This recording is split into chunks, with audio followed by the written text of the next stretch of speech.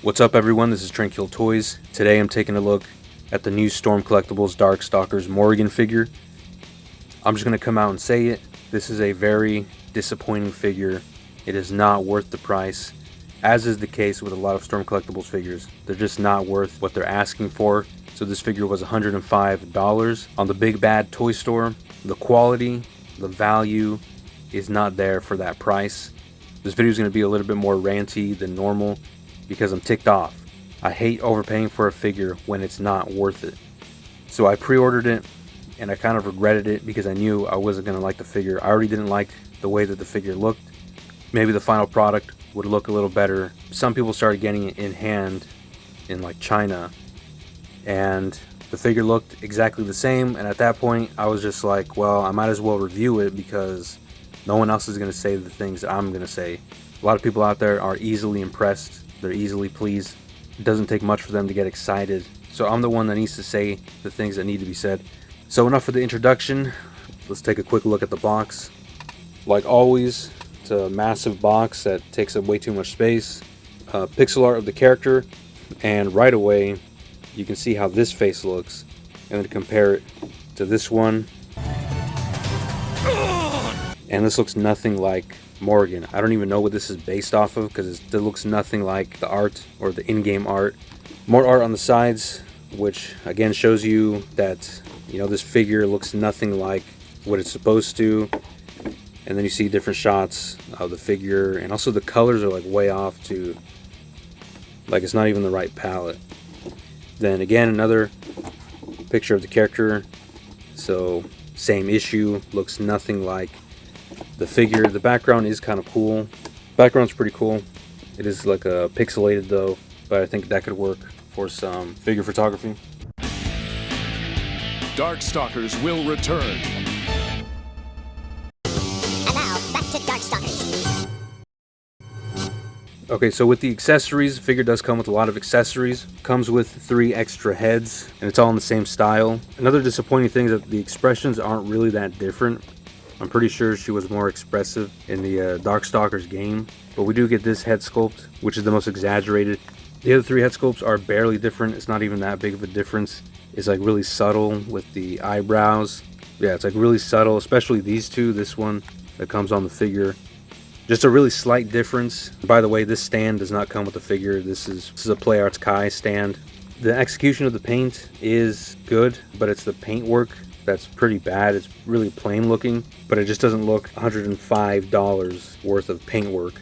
One of the better accessories that comes with this figure is the Soul Fist bat, which is cool. It's a little bit pliable plastic. The sculpt and the detail is nice, and it's translucent. It has a hole so you can put a stand in there. They do include a stand for the bat. It's a pretty crappy stand. And then you also get a variety of hands. I'm not going to take them all out.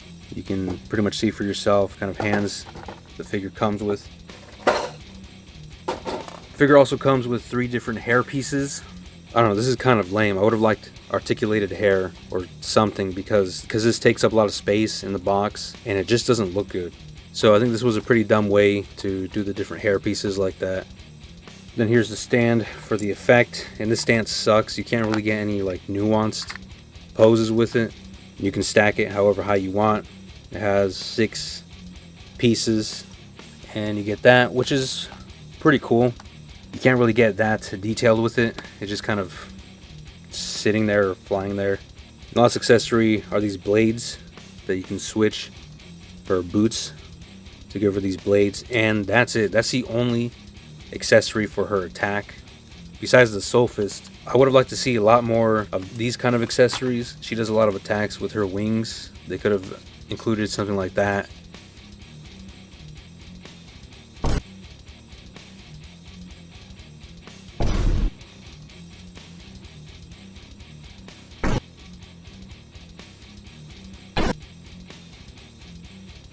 So that's really disappointing that they didn't include anything like that. So then on to the actual figure, and man, it's just really bad. It looks nothing like Morrigan from Darkstalkers. I don't know what this is, who this is.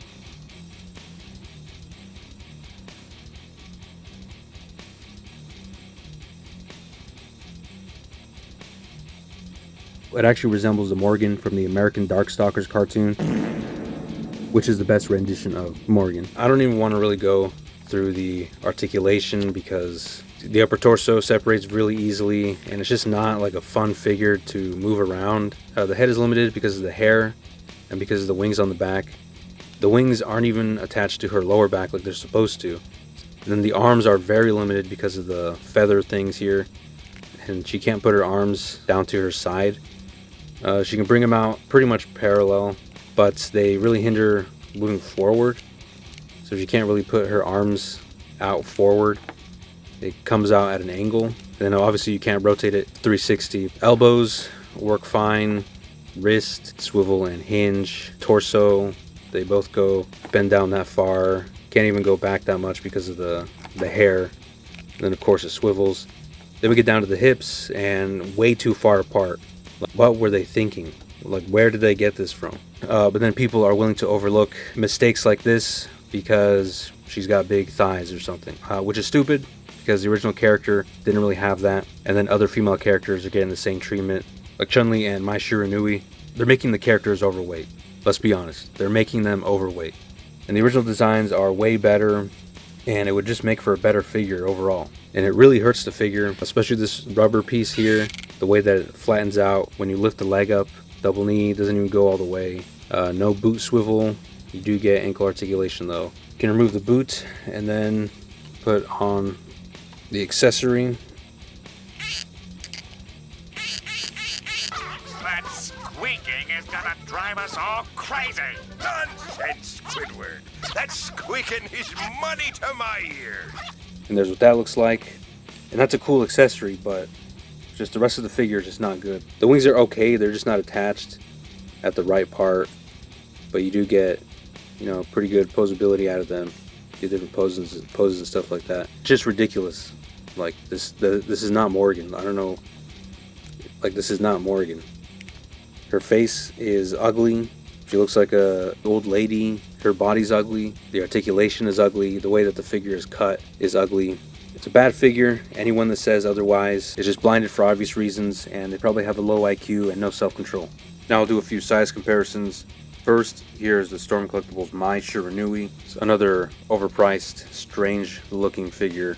Both of these figures look like they're from different manufacturers. They just look like really weird. And I'm also just noticing how freakishly long Morrigan's arms are. Like that's like an orangutan. It might be accurate to some of the art styles. I guess we'll go ahead and do a head swap.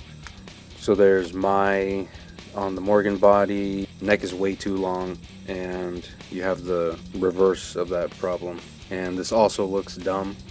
And here it is next to my custom Morrigan figure, which is made from Marvel Legends parts. Still like my custom better. I think it just looks more like Morrigan. Head sculpt is not perfect, but I think it's close enough. I think it's a lot closer than this. Never really cared too much about finishing it. I did have wings for the back, but I could never find wings for the head here. Here it is next to Jada Toys Ken, and of course it's not going to scale with anything that's 6 inches or near there. Here it is next to Marvel Legends Captain America, same thing. Here it is next to Fig Arts Gojo. Here it is next to Masterverse He-Man. You know, Morrigan should probably be a little bit smaller, but you know, I guess it's not too bad. So I guess if you want a Morrigan for your He-Man display, then I guess you should pick this one up. So my final thoughts on this figure is that it's really bad. It's really not worth the price, but you know, a lot of people do like it and a lot of people have bought it. It's just not good quality. Like, there's a mistake in the printing right here. Poorly made figure. It's not worth the price. Storm Collectibles doesn't really have to try that hard to make a good figure because they know they're going to get a positive feedback. And no one really wants to say the truth because they're content with this kind of figure and they'll look past its flaws because they're perfectly fine with these kind of lame products. But here, Trendkill Toys tells the truth. And if you agree, let me know in the comments. Let me know if you're a true trend killer. And that's everything I have to say about this trash figure. I'm going to find a way to get rid of it. That's it. I'll see you in the next review.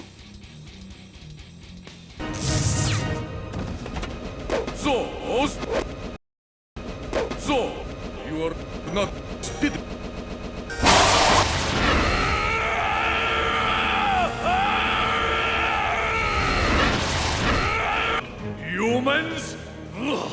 Who needs them? Why not just wipe them out? Get rid of them! The proper balance demands that the humans will serve the old races and that the old races will serve me. And what do I get out of it? And what do I get out of it? Silence, succubus! So super disappointing, but I was able to salvage it. But still, I do not recommend buying this figure. This figure sucks. Tunji Studio sucks.